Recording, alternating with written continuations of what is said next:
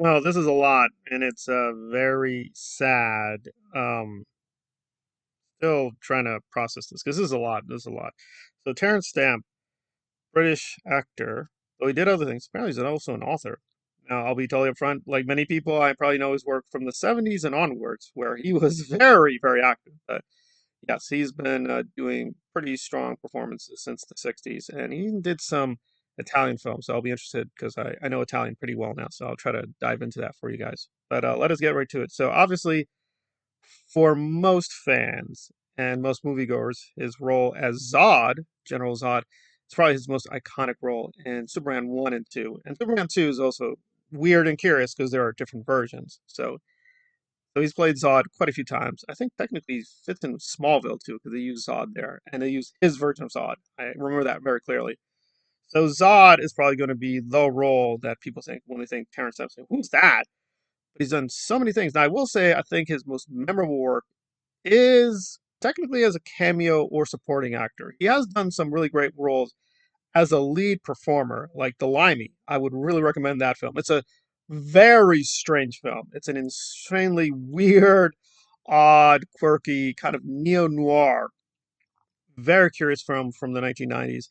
I'd recommend that for a lead performance. But I'd have to be honest, when I think of Terrence Stamp, I do think of Zod. I think of him in Wall Street. Very interesting role as Larry Waldman and other minor performance, even technically Valkyrie. He is in a lot of Valkyrie, but again, that is a Tom Cruise movie. Tom Cruise is the focus.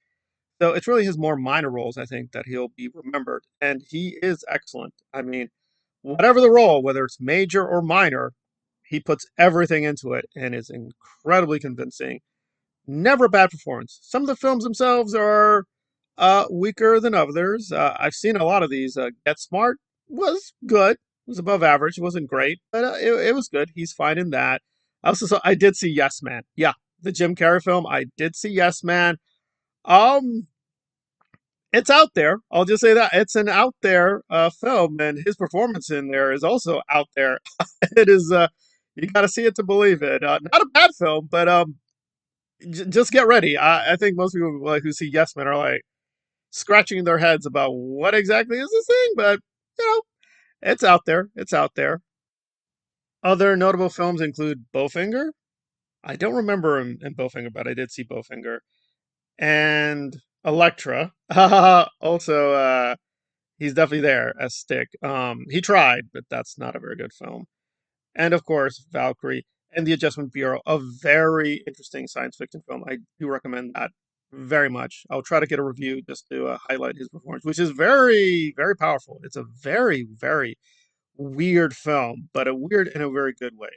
And then, of course, there's probably beyond Zod, his most famous role for moviegoers is going to be Star Wars Episode One: The Phantom Menace. Probably one of the most controversial films. I mean, people seriously do think it's one of the best films of all time, or one of the worst films. Like not just bad, but literally the worst film. Some people honestly think it's the worst thing of all time. I can't agree with that. I mean, when I initially saw it, I thought it was okay. I actually was very delighted by his performance, although he was very frustrated. And that's all other can of worms. I usually do Star Wars material on the other channel. I will do it there because he was very critical of. I want to do a very physical performance with Natalie Portman. Ended up being not the experience he wanted. And although his role is small, it is super critical. It is super vital to the mythology. So whether you like Terrence Stamp or not, he is now in world history. He is a major part of Star Wars history and a major part of Superman history. But I think that's very distortive. He did do a lot of blockbusters, did very well in them. But again, it's mainly as a character actor, and because he has such a wide variety, it is really difficult to even summarize like who he is, what he was doing. It's very hard to generalize and give any generalization to what he did. Aside from it is just very excellent quality. Now, granted, the films themselves do vary in quality, like Yes Man, Get Smart, Elektra, which I think I gave a real try, but Elektra is decidedly below average. It is just really sad because they had such potential for the character. I think they actually did a good job in Daredevil, although that's been critically panned. But yeah, Elektra is a bit of a disappointing mess. They actually did have the framework to do something great, but nothing really got accomplished, which is sad. His last major performance was in an Edgar Wright film, which I'm very curious to see. I've been putting it off. Soho. I will really try to get it to ASAP. Edgar is actually also doing The Running Man. So quite an interesting coincidence that Edgar's next big film is coming to us soon, and Soho. Yeah, it's a trademark right. It is his own vision of the noir and other aspects, and Terrence is in that. I didn't know he was in that. I do know some of the other major actors. So that is interesting. I don't know if that's a spoiler, but I will look into it. So what to say? Well, we've lost an incredible talent and a legend, and by all accounts, incredibly decent, nice man too. So no really negative stories about the man.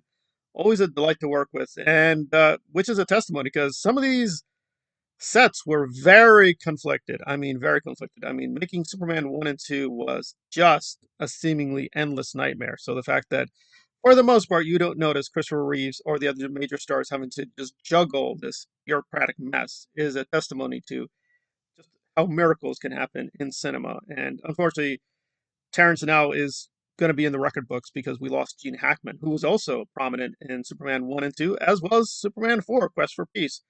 So it's just very sad that Superman films have meant a lot to me and a lot of other people, American, non-American. They're just very powerful, great films.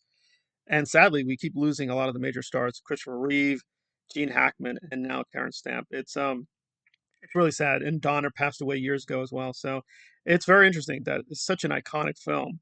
And again, I grew up mainly with the 80s and 90s, but some of those late 70s films are just astonishing how influential they are and how they defined modern culture. And Terrence Stamp is a part of that. But it is distortive. He did so much more work, and it is such variety: comedy, science fiction, epic, romance. It is all over the map. But whenever you see Terrence Stamp, he always brings very trademark excellence in such different characters. I mean, Larry Waldman is so different from Zod, but I can even now recollect entire bits of dialogue. I mean, parts of Wall Street are just so quotable because of the performances. I mean, Oliver Stone is a great writer, but if you don't have a good actor working with your material, it will go nowhere. And again, it's not a major role. He's only in there technically for a very small amount of time. But it is super effective, and it is such an interesting film unto itself. But he adds so much flavor. So I don't want to ruin it for the very few people who have not seen Wall Street, because again, it's on all the time. But I would check it out. It is a very political movie, no doubt about that. Oliver has his agenda, but it is surprising. You can appreciate it on its own terms. It's just a really good film and great filmmaking, which unfortunately, sadly, is very rare now. But there we are. So Terrence is going to be with us for a very long time. Whether you're a fan of fantasy, fan of superhero films, just a fan of film culture and even television, did a lot of television work, some video games as well. But I am speaking what I primarily know him as. This is a great actor in cinema. Uh, Unfortunately, one of our last cinematic stars. I mean, there are just very few movie actors now. I mean, actors have to be in almost everything. They have to be in tweets, social media, video games, whatever, AI. But no, Terrence Stamp, born and died a cinematic actor. Not always in great films, but always a great actor in films. Quite a loss, but there we are. He will be sorely missed. He's being missed already.